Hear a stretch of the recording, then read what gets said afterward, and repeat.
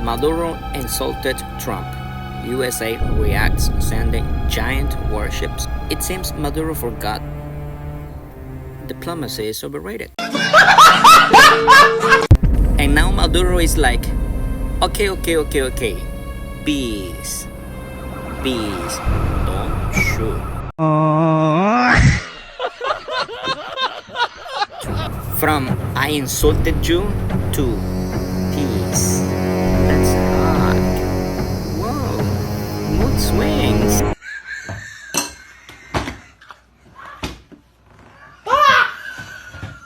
Rifles ready. Maduro's begging for peace. America confused. And the world? Popcorn ready.